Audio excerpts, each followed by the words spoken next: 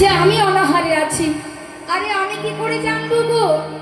ওই যে সকালবেলা ব্রজমাইরা যমুনায় জল নিতে এসেছিল, যাওয়ার সময় তারা বলা বলি করছিল তুমি নাকি সারাদিন কিছু খাওনি, তাই তো তাদের কথা শুনে তোমার জন্য এক ভাণ্ড দুধ এনেছি, না খেয়ে নাও। ব্রজবাসীরা বলল আর তুই নিয়ে এলি? আচ্ছা ওরা কি করে জানলো যে আমি না খেয়ে আছি? কিছু তো একটা মনে সন্দেহ হচ্ছে আমার। তবে কি গোলক বিহারী গোবিন্দ আমার কাছে এলো এমন ছোট্ট বালক বেশে? হ্যাঁ রে বালক, এই শোন, একটা কথা জিজ্ঞাসা করব। বলছি যে তোর নাম কি রে? প্রভু মনে মনে চিন্তা করছি সর্বনাশ, নাম তো বলা যাবে না, এবার একটু বকতে হবে। এই যে শোনো, নাম শুনে নাম কি তোমার? তোমার জন্য দুগ্ধ এনেছে, খেয়ে নাও। এত কথার কি দরকার? ফের যদি নাম জিজ্ঞাসা করেছো আমি এক্ষুনি এখান থেকে চলে যাব। আরে না না, যাস না, আমার কথা শোন না বাবা, যাস না। আচ্ছা নাম বল, জিজ্ঞাসা করব না, বলতে হবে না। আর একটা কথা জিজ্ঞাসা করি, কি বলছি যে তুই থাকিস কোথায় রে? বল না, থাকিস কোথায়? ভগবান চিন্তা করছে না না, সব কথাকে এড়িয়ে যাওয়া যাবে না, অন্তত একটা কথা বলতে হবে। বলছে শুনবে আমি কোথায় থাকি? হ্যাঁ তাহলে শোনো। বালক কহে, বালক কহে গপয় আমি,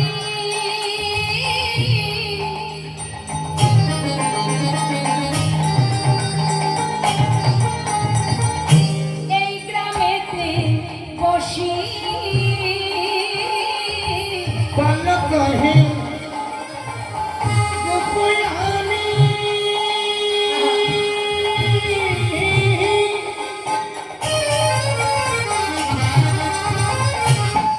ওই নাই গ্রামেতে বসি।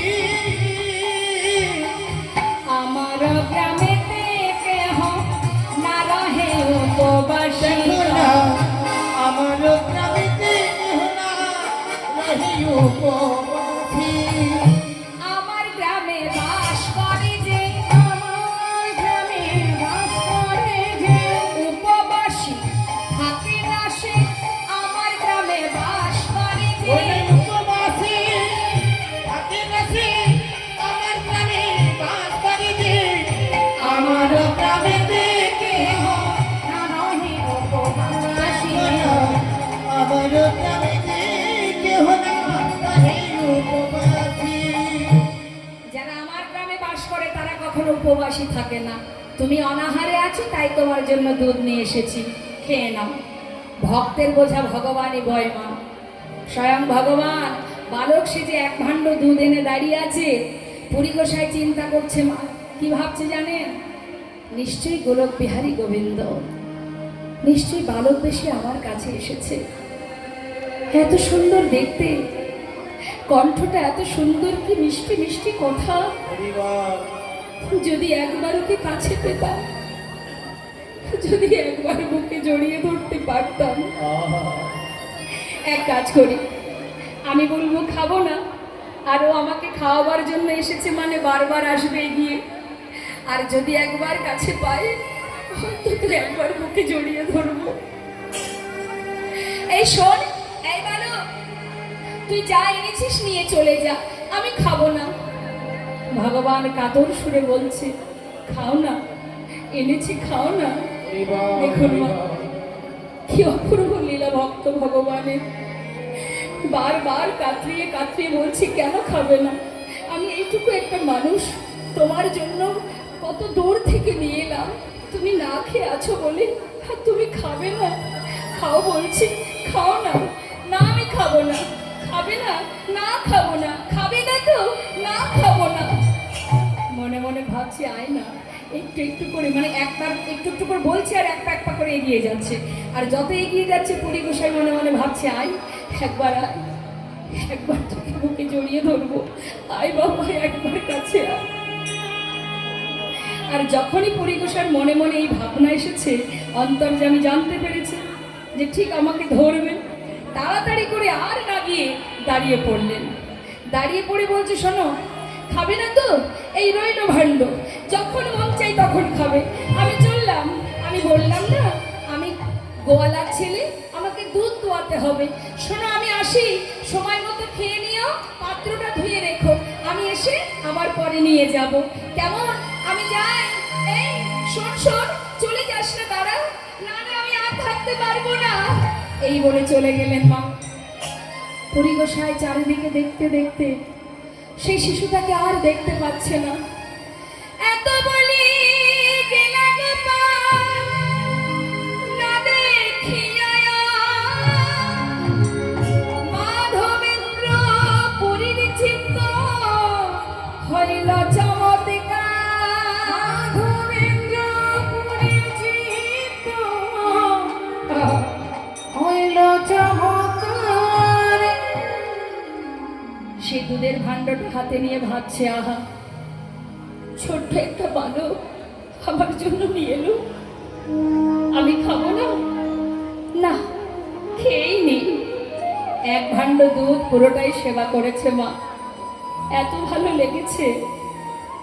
ভগবানের আনা প্রসাদ সেবা করে তার দেহের সকল কষ্ট দূর হয়ে গেছে, ক্লান্তি নেই, এত আনন্দ, এত উৎফুল্ল মন হয়ে গেছে তার। কি শান্তি, আহ, কত শান্তি। কিন্তু ওই শিশু যে বলল, ওই বালকটা যে বলল সে আবার আসবে, যাই, পাত্রটা ধুয়ে আমি রেখে দিই, ও যখন আসবে ওকে আমি আর একবার দেখতে পাবো। তাই পুরী গোসাই কি করেছে, ভালো করে যমুনার জলে পাত্রটা ধুয়ে সেটাকে গুছিয়ে রেখেছে। আর ওই পথপানে চেয়ে বসে আছে যে কখনো আসবে, সে যে বলল সে আবার আসবে। পথপানে চেয়ে থাকতে থাকতে বিকেল গড়িয়ে সন্ধ্যা হয়ে গেছে, বাবা আসছে না। রাত হয়ে যাচ্ছে মা, তাও আসছে না। কেন আসছে না? এত রাত হলো, ও যে বলল আসবে। কিন্তু যখন তার চোখের পাতা বন্ধ হয়ে যাচ্ছে, মনে মনে ভাবছে যদি ঘুমিয়ে পড়লে সেই সুযোগে এসে নিয়ে চলে যায়, তাই আমাকে জেগে থাকতে হবে। কিন্তু কতক্ষণ জেগে থাকা যায়? এক দৃষ্টিতে তাকিয়ে থাকতে থাকতে চোখের পাতা আবার বন্ধ হয়ে যাচ্ছে। ওই গাছের তলায় কোনো রকমে একটু শুয়ে পড়েছে। ঠিক মধ্যরাত, মাঝ রাত্রে সেই বালক বেশে ভগবান পুরী গোসাইকে স্বপ্ন দেখাচ্ছে, ডাকছে, মাধব, মাধব, দয়াময়, তুমি তুমি এই বেশে? তবে কি তুমি এসেছিলে আমার কাছে?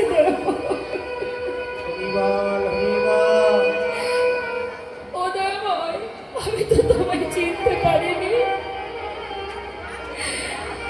আমি তোমাকে সেবা দিতে পারি না, আর আজ তুমি আমায় সেবা দিয়ে গেলে দয়াময়। প্রভু গো, তুমি যে আবার আসবে বলেছিলে, তুমি এলে না কেন? মাধব, আমি যদি যেতাম তাহলে আর আমি উদ্ধার হতে পারতাম না। তার মানে কি হয়েছে তোমার? প্রভু আমাকে বলো, তোমার কি হয়েছে যে জগতে জীবের উদ্ধার করে তার জীবনে কি কষ্ট, যে সে কি কষ্টে আছে যে এমন কথা তুমি আমায় বললে? তুমি উদ্ধার হতে পারবে না? তুমি কোথায় আছো? কেমন আছো তুমি? মাধব, দেখবে, আমার হাত ধরো। ঘুমের মধ্যে, স্বপ্নের মধ্যে পুরী গোসার হাতটা ধরে গিরি গোবর্ধন পর্বতের এক পাশে গভীর ঘন জঙ্গল, তার মধ্যে পুরী গোসাইকে নিয়ে গেলেন মা। নিয়ে একটা ছোট্ট কুঞ্জ জঙ্গলের মধ্যে, সেই কুঞ্জের মধ্যে নোংরা আবর্জনা লতা পাতায় ঘেরা, তার মধ্যে নিয়ে গিয়ে প্রভু দেখাচ্ছে, দেখো মাধব, এর মধ্যে আমি আছি পড়ে। বহু বছর আমি একটু সেবা পাইনি, বহু বছর ধরে আমাকে এক ভক্ত রেখে চলে গেছে। সে আমাকে যাবার সময় বলেছিল সে আবার এসে আমাকে প্রতিষ্ঠান করবে, কিন্তু সে আর এলো না। আর আমিও আর বাইরে যেতে পারলাম না। মাধব, বহু বছর ধরে প্রখর রৌদ্রে মাথার উপরে নেই কোনো আচ্ছাদন। এই রৌদ্রে কখনো ঝড়, কখনো বৃষ্টি, কখনো শীত, কখনো গরম, এই জঙ্গলের মধ্যে বহু বছর পড়ে আছি। মাধব, তোমার কাছে শুধু আমার একটা চাওয়া, দয়াময়, কি চাইবে তুমি বলো? আমার কাছে তোমার কি চাওয়ার আছে? মাধব, আমি বহুদিন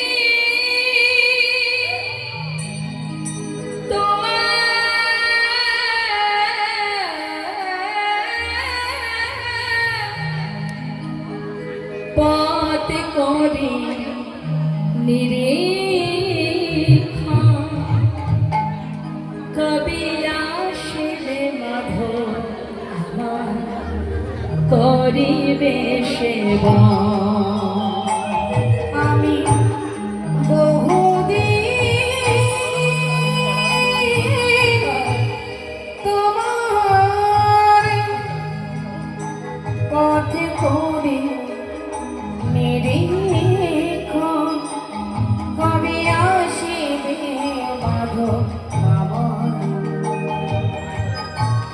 করিবে সেবা। মাধব, তোমার প্রেম বসে আমি করি অঙ্গীকার। দয়াময়, হ্যাঁ মাধব, আমি তোমার প্রেম বসে বশীভূত। মাধব, যে হৃদয় দিয়ে, যে শুদ্ধ ভক্তি দিয়ে তুমি ভালোবাসো, আমি তোমার প্রেমে বশীভূত হয়ে গেছি। মাধব, শুধু তোমার কাছে আমার একটি বাসনা, তুমি যাও যদি এই জঙ্গল থেকে বাহির করে আমাকে স্থাপন করো, প্রতিষ্ঠা দাও। আমি কথা দিচ্ছি মাধব, তোমার ভক্তির ভক্তিতে, এই হৃদয়ে যে শুদ্ধ ভক্তি, এই ভক্তিতে দাঁড়িয়ে আমি প্রতিজ্ঞা করছি, দর্শন দিয়া নিস্তারিব জগৎ সংসার। তোমার প্রেম বশে আমি করি অঙ্গীকার, দর্শন দিয়া নিস্তারিব এ জগৎ সংসারে। তুমি জগৎ জীবের নিস্তার করবে, জীবের কল্যাণ করবে তুমি, জীবের মঙ্গল করবে তুমি। হ্যাঁ মাধব, আমি জীবের মঙ্গল করব। তুমি আমাকে আমার জায়গায় আবার নিয়ে চলো মাধব। দয়াময়, তুমি কোথায় ছিলে? কে তোমাকে এখানে রেখে গেছে? তোমার নাম কি? আমায় বলো প্রভু। শোনো মাধব, শ্রী গোপাল নাম মোর, ওই গোবর্ধন ধারী, ব্রজে স্থাপিত আমি ইহার অধিকারী। কি বললেন মা? আমি সেই গোবর্ধনধারী গোপাল। আগেকার সময়ে মা, যখন মুসলমান শাসিত সমাজ ছিল, তখন হিন্দুদের সমস্ত মন্দির ভেঙে দিত তারা। বৃন্দাবনের অনেক মন্দির ভেঙে দিয়েছে। তাই গিরি গোবর্ধন গোপালকে যে সেবায় পূজা দিতেন, তিনি ভেবেছিলেন অন্তত গোপালকে যদি কোনো একটা জায়গায় লুকিয়ে রাখা যায়, মন্দির ভেঙে দেয় দিক, গোপাল যদি ঠিক থাকে, তাহলে আমি পুনরায় গোপালকে আবার প্রতিষ্ঠা করব। তাই আমার ভক্ত আমাকে সেই গিরি গোবর্ধন থেকে নিয়ে এসে এই জঙ্গলের মধ্যে রেখে আমাকে বলেছিল, দয়াময় তুমি এখানে থাকো, আমি যদি বেঁচে থাকি আবার আসবো, আবার তোমায় প্রতিষ্ঠা করব। কিন্তু জানো, সেই যে ভক্ত চলে গেল, আর এলো না। বছরের পর বছর লতায় পাতায় নোংরা আবর্জনায় গোপালের পুরো দেহটাই মাটির তলায় চলে গেছে মা। এই যে একটা হাতে যে গিরি গোবর্ধন ধারণ করেছিল, তার মানে কি একটা হাত উপরে আছে, শুধু এই হাতটাই বাইরে, মাটির বাইরে, আর দেহটা মাটির তলায় চাপা পড়ে গেছে, বহু বছর ধরে রয়েছে তো। তাই বলছে গো মাধব, শ্রী গোপাল নাম গোবর্ধন ধারী, ব্রজে স্থাপিত আমি ইহাই অধিকারী। এবার মোরে উদ্ধার করো মাধবেন্দ্রপুরী, মাধবেন্দ্রপুরী, মাধবেন্দ্রপুরী, মাধবেন্দ্রপুরী। এবার মোরে উদ্ধার করো মাধবেন্দ্রপুরী, মাধবেন্দ্রপুরী, মাধবেন্দ্রপুরী।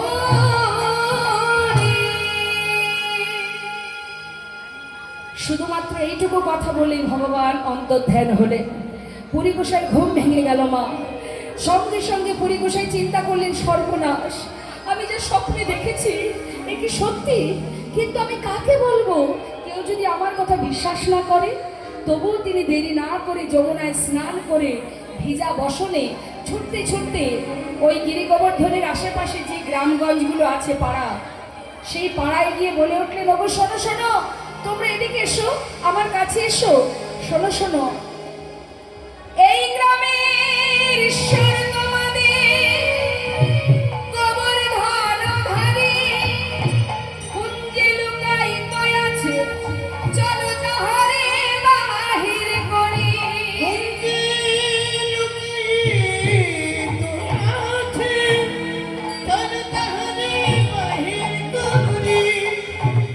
বৃন্দাবনে ব্রজবাসীদের একটা গুণ আছে মা, তাদের নিজেদের যে কষ্টই হোক তারা কিন্তু সেটা সহ্য করে, কিন্তু যদি বৃন্দাবনে গোবিন্দের কোনো কষ্ট হয়, ভগবানের কোনো কষ্ট হয়, তাহলে কিন্তু ব্রজবাসীরা সেটা কোনো দিনই মেনে নিতে পারে না।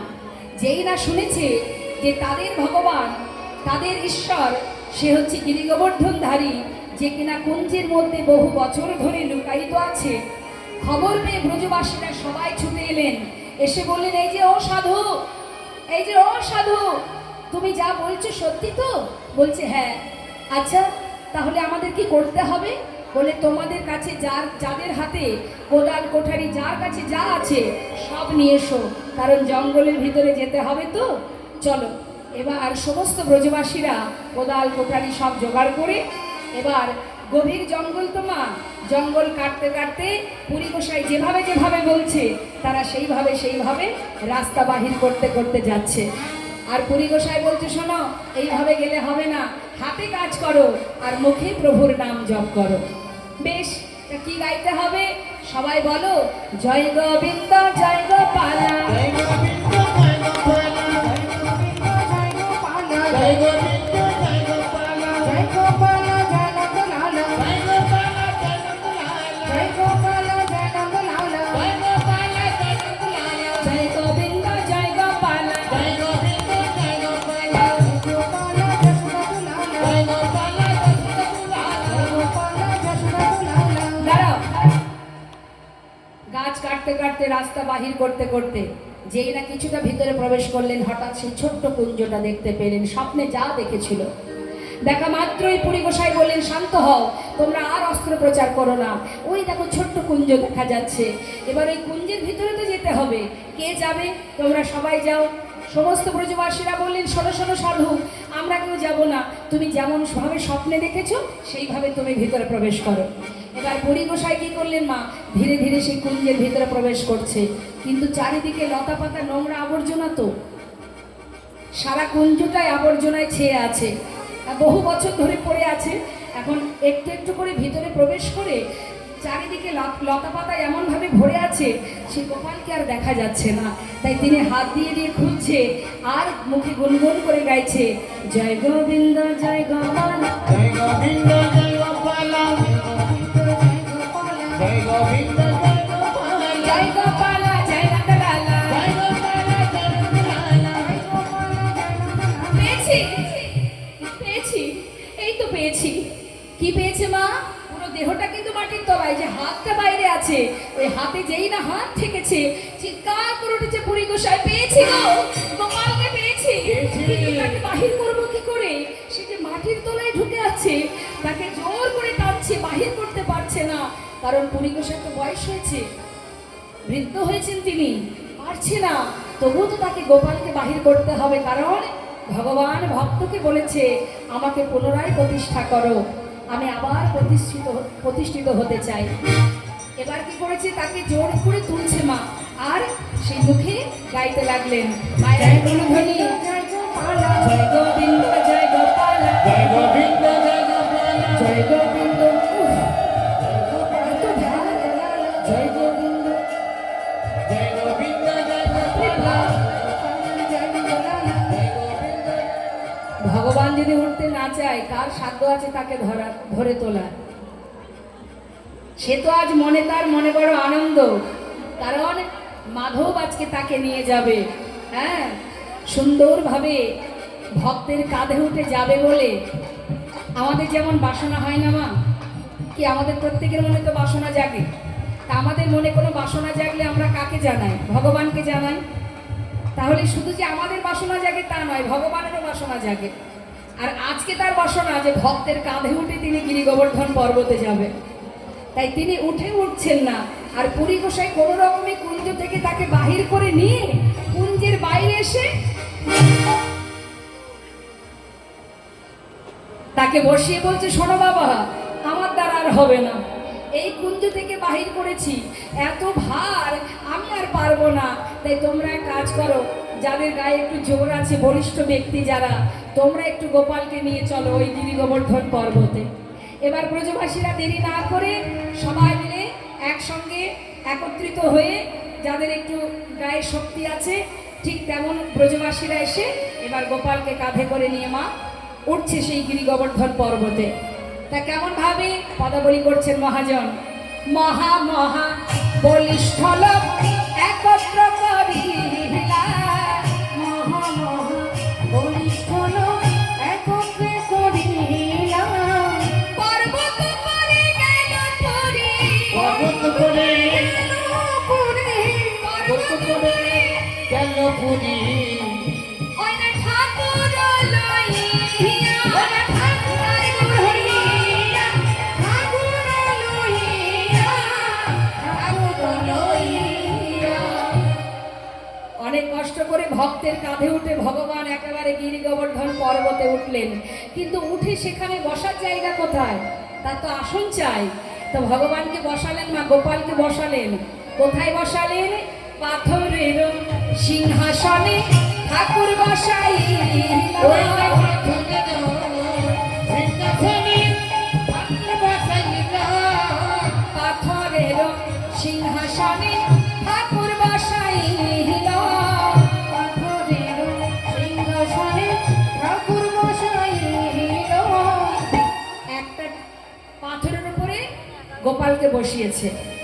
এবার পিছন দিকে যদি উল্টে পড়ে যায়, সেই জন্য পিছন দিকে একটা বড় পাথর নিয়ে এসে পিছন দিক থেকে পিঠের দিকে রেখে দিয়েছে, যাতে পড়ে না যায়। বড় এক পাথর পেশে, বড় এক পাথর ওই না পেশে, বলে পাথর পিছনে অবলম্ব কইল, অবলম্ব হইল, অবলম্ব কইল। তাহলে একটা পাথরে বসালেন আর একটা পাথরে পিছন দিকে হেলান দিল, তাহলে চেয়ারের মতো হয়ে গেল মা। গোপালকে বসানো হলো। পুরী গোসাই বললেন, শোনো, ভগবান চাইছেন যে আমাকে এখানে স্থাপন করো। তাহলে আমাকে যখন এনেছো, মানে ভগবানকে যখন আনা হয়েছে, এবার তার স্নানের ব্যবস্থা করতে হবে, তার সেবার ব্যবস্থা করতে হবে। তা স্নান করাতে গেলে জল দরকার, কারণ বহু বছর মাটির তলায় ছিল, সারা গায়ে নোংরা আবর্জনা লেগে আছে। তা যাও তোমরা জল নিয়ে এসো।